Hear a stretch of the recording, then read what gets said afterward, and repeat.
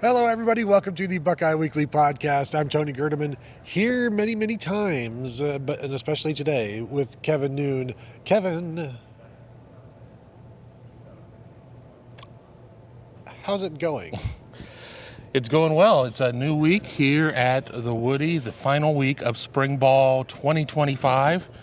Ryan Day did say that, tongue-in-cheek, that he would like to petition the NC2A for 4 or 5 more weeks of spring ball. I think we all agree that's not going to pass. So smoke them if you got them. Better make this week count. No, that's a good place to start. We talked with Ryan Day. We just got done talking with Ryan Day and Brian Hartline and Patricia. And the need for more spring practice was interesting because, I don't know if it was Rob Aller from the Dispatch asked about, you get to this point in your career and this point in the year, and you've done all of this before, you've got the formula, you know how it works. Are you just not going through the motions, but are you just following the formula? And he's like, no, because last year was completely different than anything they've done before. So, for the first 2 weeks, he just wanted everybody to get away from football. And then you plan this spring, and he talked about it all winter long about how it's going to be a different kind of spring. It's going to be more relaxed. And they said you got into about a week and a half of spring, and you realize, all of the players that you wanted to rest, most of them are gone. They're no, all of those players with experience that didn't need this are off and gone. And you've got this young team where you're like, not that we screwed up, but that's where he said, I'd like to have about 5 more weeks of practice, and I'm going to petition to the NCAA, but I don't think the NCAA is going to allow it.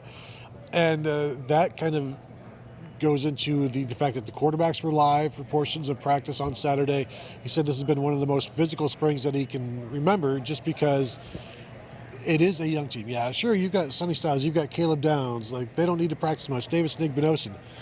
But they're replacing 8 starters and on both sides of the ball. So you don't just need the defense to be physical, you need the offense to face that. And so I just thought that was an interesting realization and acknowledgement that, we better start smashing people. Yeah, I don't need the Phil Steele magazine to let me know how many returning starters they have. It's few. So, it has been very intense practices. While Downs and Styles and IGB and guys like that may not be involved in as many reps, that just means everybody else gets to move up a position in terms of the amount of reps that they're getting.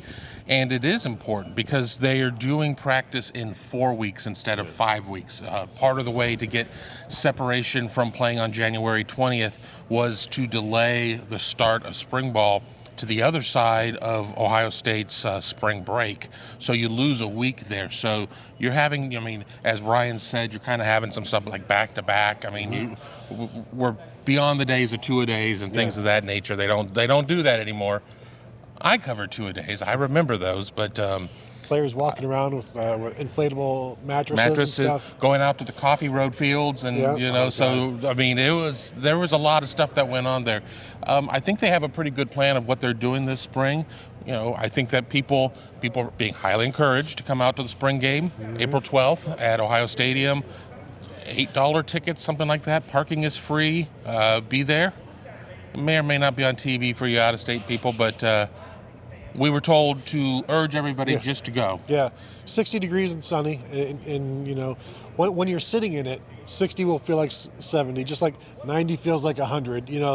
The temperature rises when you're in there, but they definitely want people to get out there. I think one of the reasons why, and I know one of the reasons why, is the quarterbacks dealing with the crowd, because we saw them on Saturday where it was here in the Woody, and the field was surrounded with students. 1,000 people total here, who knows, but it was a different environment for the quarterbacks because they were being watched and they were being judged, and so you want to ramp that up in the spring game. And so when we talked about the quarterbacks, did Ryan Day, I was not paying attention, did he name a starter? No, he did not name a starter. He was asked specifically about Lincoln, who I think a lot of observers agreed probably had the best Saturday, but it was also reiterated once again, that is one of 15 spring practices. That's one of 15. And while Lincoln may look to be the best one in this practice, it could be Julian in the next one. Hell, it could be Tavian in a following one. You just don't know. I think that each of the quarterbacks are doing some things well. It's about consistency. And I think that when you're looking here April 7th. I mean, there's consistency isn't quite there yet because the amount of snaps that these guys have taken at the collegiate level is very, very small. Yeah, just barely more than you guys, and barely more than us, all of us combined. One of the overriding messages was that there's not really a concern. Like, there's no worry from Ryan Day that, like, what was the question? I don't know if it was about when you leave spring, are you going to be not worried, but he said he's fine. Like, does he feel great? We'll see. I feel good. And Brian Hartline said the same thing. Like, they're going to be fine coming out of spring with their quarterback situation. Like, they're okay with it, but they are searching for that routine, doing the routine things routinely, doing the consistency of it. And you're absolutely right. Depending on the day, you're going to see a quarterback who is maybe better than the other. But that doesn't mean that quarterback was better the day before. And one of the reasons to get them to be live was to see how they react, clearly to just the pressure, the speed of everything, because the next time they do it, it's going to be against Texas. And so you're not going to necessarily do it in fall, because if somebody gets injured, you can't really do anything about it. You can afford to do it now. You don't want to, but like Brian Hartline was asked, were you in favor? Like, what did you think? Did you have any questions about them going live? It's like, I have no question about it. The only question is, why aren't they always live? That's like, quarterbacks should be live because that's how they show who they actually are, who they truly are. That's, if you're a quarterback and you're competing for a job, you should want to be live. Right. You can sit there and show what you can do that maybe the other guys in your room cannot do. That is your chance to stand out when you have this 2-yard halo around you and they're blowing plays dead. I mean, if you've got some wiggle and you've got some scramble, you want to be able to get out there and show that. I mean, there have been times through the years that we've seen Ohio State with a quarterback who's probably a little bit more mobile than he is a thrower, and we get through spring and it's like, meh. And then you put in the element of where he can run around and do stuff, and it's like, oh, I see it now. Yeah, like Troy Smith versus Justin Zwick type of thing, 2004, or, it's just when you can be free to be yourself, it's amazing what can happen. So, yes, the quarterback situation, Ryan Day did admit that Tavian St. Clair is behind everybody, but that's not admitting anything we didn't already know. But that's an experience thing, and he'll catch up and he'll be fine. But Lincoln Kienholz, Julian saying too close to call right now, expects to go into the fall camp, which we told you about, I don't know, the day after the national championship game. Like, nothing is going to be settled in the spring. You just want to see some plays being made, and they are making plays, but it's about doing it consistently. Well, I mean, what is the upside of announcing a quarterback after spring? You have 3 scholarship quarterbacks in the room, 3.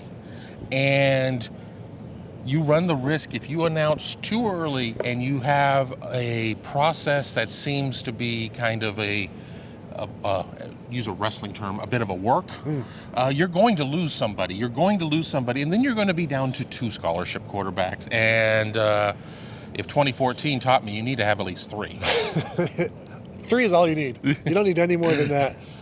You're asking, like, what would be some rationale? Like, the only thing I could think of, which is, like, the guy that you think is going to start heads to the portal. It's like, he doesn't just head to the portal without talking to you about it, though. Like, he's going to be like, I'm thinking I'm going to go to the portal, and that's when Ryan Day is like, well, just so you know, you're probably our starter. So, like, you can keep somebody from going to the portal. There is no legit good reason to tell somebody to announce a starter at this point, unless it's just something that everybody knows because he outplays everybody else. And Ryan Day said, like, it would take a heck of a leap in this final week for anybody to do that. And if you get that, great, but then do it again in fall camp. And there's a lot of time between now and then. I want to talk about the receivers. Brian Hartline was asked about the leaders in the room. He said Brandon Inniss and Carnell Tate, which we would expect.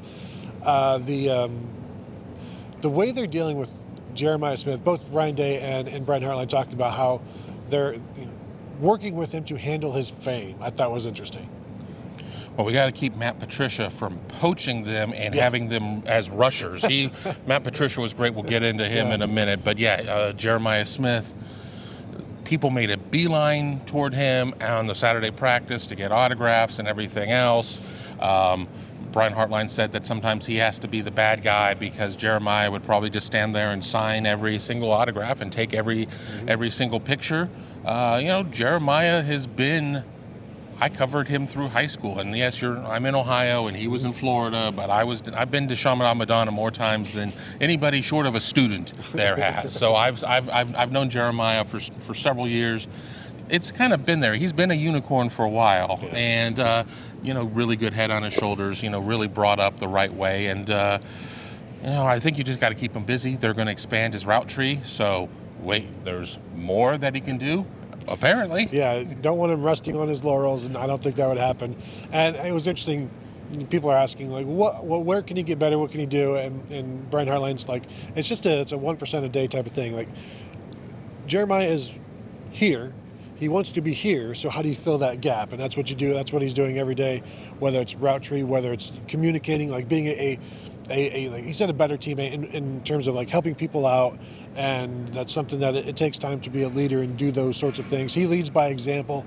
They want him to be. He's starting to become more vocal. But yeah, Tom Orr. Sometimes he's on this show. Who? It's not important. He took a photo of that scrum, the Jeremiah scrum, and you see Brian Hartline in there. As you said, he has to be the bad guy. At some point, he's gonna be like, all right, I gotta get Jeremiah to meetings or whatever. And you see just this. It was like watching people chasing Tiger Woods, like the 18th hole in the Masters, like just following him. Jeremiah's the fifth Beatle. He's the fifth Beatle. He's like whatever.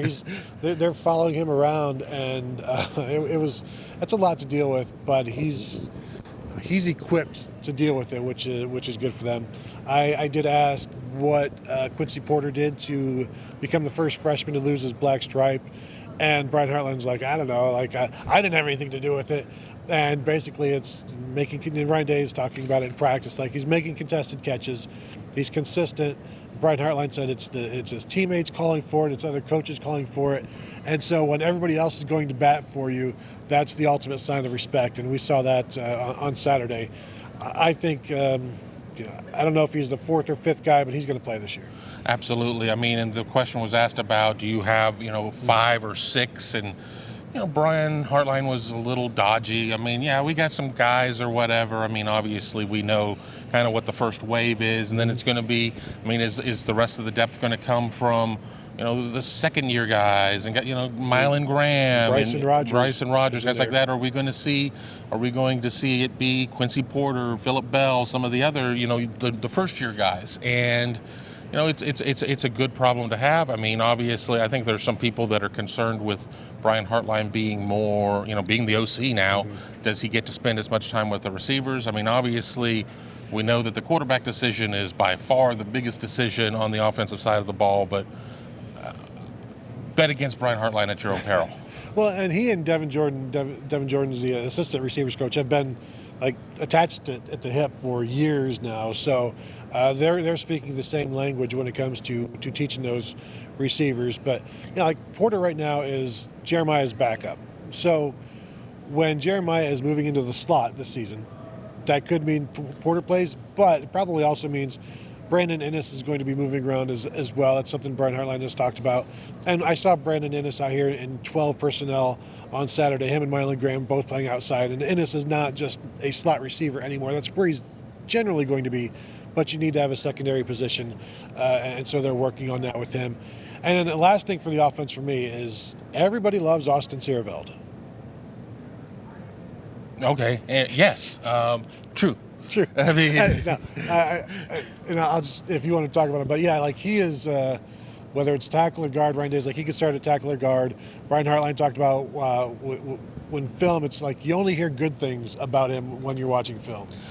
Well, and we saw just how important offensive line versatility was last year, having as many guys ready. I mean, Austin Seerveld is not somebody that you're looking at as your seventh lineman this year, but he is a good example. He is somebody that you can sit there and circle back to as you're training some of these younger guys, and it's like look at Austin. I mean, with what he was able to do to bounce around, and I think that is really important, as this is going to be a reworked offensive line. But I think that when it's all said and done, that this line very well could probably have more depth than last year's. Now, 1 through 5, are they going to be as good as last year's line? Well, you had Simmons tracking to be a first team All Big Ten. You had Seth McLaughlin win the Remington Award. So, you may be hard pressed, but I think it's going to be a really solid line. Moving to the defensive side of the ball, there are still concerns at defensive tackle. That was one of the clear pictures from Ryan Day. It's the same message he gave a couple of weeks ago when we talked to him about going to the portal, or like, when will you know and what do you need to know, and talking about the defensive tackles. He's, I don't want to say down on them, but he needs to see more from them. Instead, we need to see more. And when your coach says we need to see more, that tells me they're going to be looking at the portal, which we've said they're going to at defensive tackle because of the depth and just the lack of experience. And you needed a bunch of young guys to step up, and they need them to step up more than apparently they have so far. Well, I mean, you can only do so much by moving pieces around. I mean, obviously you have Caden McDonald as a big one tech. Is this the year that Tywone Malone is really able to kind of put it together? Because the thing is, it's not a matter of what 1 and 2 necessarily look like. I mean, yeah, you want to see 1 and 2 really step up, but you need to have 3 pairs there, honestly, a pair and a spare or whatever. So, you sit there and you kick Edric Houston inside. I mean, Jason Moore, looks really like an inside, an inside lineman. What are you getting there? I mean, and the reality is I understand that you're running thud and thud plus, where you're having running backs getting in there and getting hit, but sometimes spring isn't the greatest indicator, and that makes it that much more challenging. But that's why Matt Patricia, Larry Johnson, guys like that make the big bucks, and we just are schmucks. Yeah, well, and one of the questions, we only have so many questions to ask Ryan Day. Like, I want to know, and it's probably something I'll ask maybe after the spring game, what are the conversations like about the portal before spring, and how do they progress? Because I'm assuming those conversations are progressing at this point on the interior, because I do think, and again, it's not like Ohio State's going to be the only team in the nation looking for a defensive tackle, but I think they need some help there, and I think that was pretty apparent. Well, the thing to remember about the spring portal too is that it's different than the first portal. Oftentimes the spring portal are guys that got beat out where they were, and you're not getting a lot of, it's a guy from Colgate who's decided that he wants to go and try his luck at a higher level. I mean, obviously it worked out with Josh Simmons, but that was a process. Yeah. That was a process to get there. So I warn people, fans, the coaches already know this, but I warn fans that, the cure-all isn't necessarily just sitting there in the portal.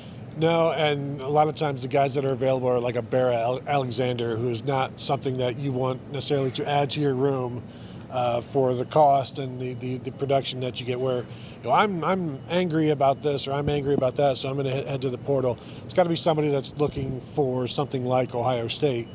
And if there is a Buckeye signal in the air, a clarion call, like, people are going to know that Ohio State's looking for a defensive tackle if they're looking for a defensive tackle. So it will get made known. Something they won't be looking for is a linebacker, because I feel like they're pretty good with their top 3 of Sonny Styles and Arvell Reese and Peyton Pierce. And Peyton Pierce was a topic of conversation today, just because we saw him on Saturday. He's kind of everywhere. And Matt Patricia said you feel him when he's out there. You feel him against the run. We saw him against the pass. He's everywhere. And then also how his presence could allow them to do some different things with Arvell Reese and Sonny Styles. And we saw Pierce and Reese together this weekend. But Peyton Pierce looks like he's going to be that third linebacker this year for the Buckeyes. He's going to take playing time. It's not like he's going to be given playing time. He's going to take it, because that's just the kind of style that he plays. And they have some talented guys further down, true freshmen like Pettijohn, Alford, guys like that. Need to get them involved too, because we've seen one of the biggest pitfalls in this era of portability is that if you don't play young guys, they're gone. So, but Peyton Pierce is going to be somebody that they're going to have to figure out a lot of things for, and Matt Patricia looked kind of excited about that. A lot of the talk has been about simplification of the defense, let players make plays, read, react type of stuff. All right. Well, it's April right now. Let's see where we get to. But a lot of concerns when Ohio State lost Jim Knowles. But I think they found something in this Matt Patricia upstart. This Patricia kid, because it will be interesting to see how they use like Sonny Styles and Arvil Reese potentially as pass rushers, or even perhaps in sort of a jack role. But I digress. Last thing for me, the secondary. Patricia also seems very high on the secondary, and why wouldn't you? Jermaine Matthews, the safeties, everything they have there. The secondary, Kevin, at this point, look, I mean, there is a job opening at safety, but it sure seems like they feel like, and nickel, but it seems like they feel pretty good about what's going to happen there. Yeah, and I think you kind of have to go through the process and everything else, but I mean, we keep hearing the same names, and Ohio State certainly has been blessed to be able to kind of rotate some guys, and you know what Jermaine Matthews brings, you know what Malik Hartford brings. I mean, Jalen McClain is somebody that really kind of bounced up last year, and we kept seeing him on the field a little bit more and a little bit more and a little bit more, and I think there's a lot of depth there. I mean, because we're still not even necessarily talking about Bryce West a ton yet. I mean, and he's super talented. I mean, throw Aaron Scott into the mix. I mean, there's a lot of depth there. I think it's just going to really be a matter with. They talk so much about getting the best 11 out there. Well, in the secondary, it's getting the best 5 out there, getting them where they're in the positions that best suit them and put the team in the best position to win. It's an interesting question. We'll probably talk about it over the course of the summer. Just in the back 7, how many guys might be playing this year? Because it's not just going to be 7. It's probably going to be closer to 10, 11, 12 when you rotate. Because I do think they're going to be playing both of those, both McClain and Malik Hartford. Malik Hartford's had a very good spring, along with Caleb Downs, obviously, and see if they can work in Leroy Roker. Anything else, Kevin, today that you learned or wanted to put out there or remind folks? No, I mean, I think Matt Patricia's having a ball. I mean, he was he was all smiles. I mean, he really enjoyed, talking with us. I think Brian Hartline was in a pretty good mood too. Yeah. What's up with that? I guess Ryan was Ryan. The mad genius just had a lot on his mind. I mean, he wasn't. We've seen times where it's like, oh, he just really doesn't want to be here. We've seen times where he looked really relaxed. This was neither, but the two coordinators seemed to be having a good time. Yeah, they were. You never really know which Brian Hartline you're going to get depending on the day, and he was in a good mood today. So that will do. I'm also in a good mood. Kevin's in a good mood. Tom, it's not really. Who cares? Exactly. So there you go. If you're watching on YouTube, go ahead and hit the thumbs up. We would appreciate that. And of course, you can continue to find us at BuckeyeHuddle.com. First month just $4.99 right now. Sign up. Say hello to us there on the Buckeye Huddle message board presented by Jeff Ruby's Columbus. So thank you all for tuning in, and we'll talk to you guys later.